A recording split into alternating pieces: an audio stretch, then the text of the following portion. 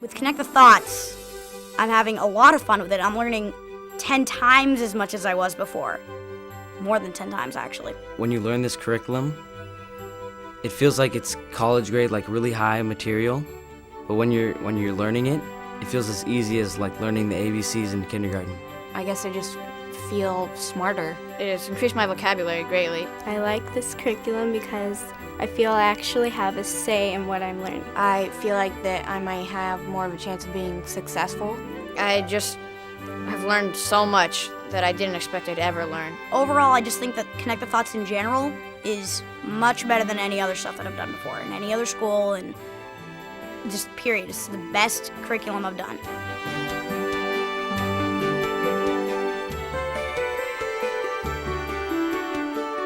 Hi, I'm Steven David Horwich.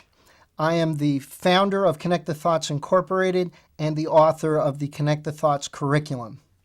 I am principally a writer and a director.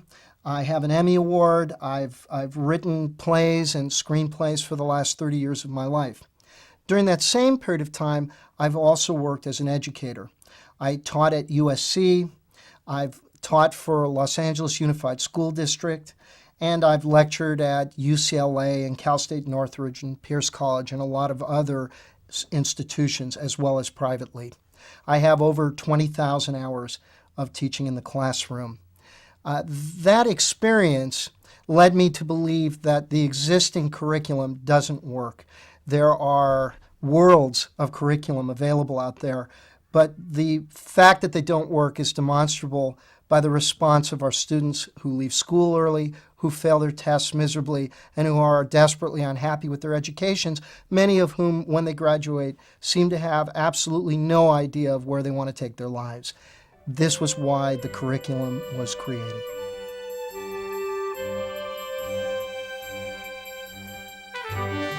I found in general that curriculum is the big problem in education.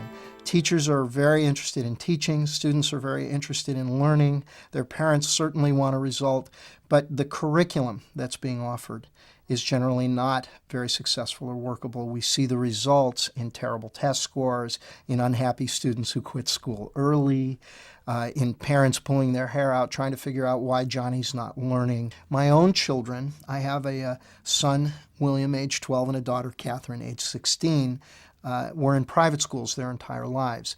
And a while ago, I threw up my hands in despair at their curriculum. Even though they were in a very, very good private school, they were not being challenged, and they were extremely frustrated. And I'd been complaining about that school's curriculum for years, and I finally sat down and I said to myself, that's it. You can't complain anymore. You're responsible. Write a curriculum that works. A curriculum in general is whatever a kid is studying. It's whatever he's learning. So whatever you give him in the way of science studies, whatever you give him in the way of history studies, whatever you give him is his curriculum. Whatever he gets from his teacher, from his school, that is his curriculum. The teacher works with whatever they're given in the way of curriculum, and usually schools designate to the teacher what they're allowed to teach or not teach. That's what a curriculum is. The way curriculum is structured now really goes back to Plato, 2,500 years ago in the Republic, when he was starting his own school, which he called the Academy. Plato gave certain rules for education, and one of them was that curriculum should consist of independent studies. You should teach as independent studies history, science, whatever, and there's a list of subjects that he gives in the Republic that he says should be taught independently. Plato was wrong, and he was wrong because we don't experience life as a series of unrelated, independent occurrences. We don't experience history separate from science, separate from religion, separate from philosophy, separate from anything else. We experience all of these things as a unity that we call life. And your student experiences it that way too. Your kids do, my kids do, everybody does. We experience economics as a part of everyday life. We experience philosophy and religion as a part of our everyday lives.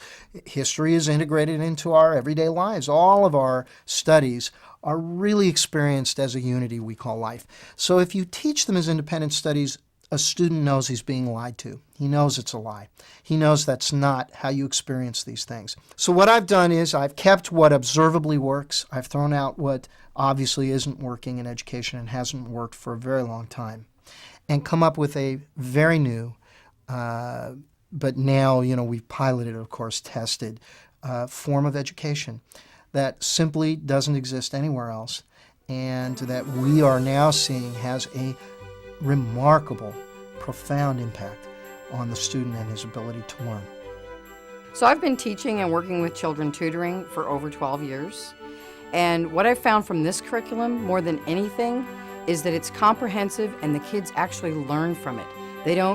You can't have a glib student, a student who just glides by with the information and just acts like he understands it. It's finally something that the kid understands, duplicates, and can do something with it.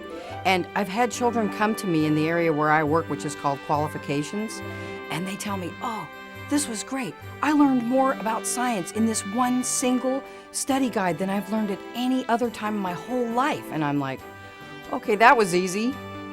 Another factor is that when the kids are learning the curriculum, they care about it. It isn't just like, okay, I gotta do my work now.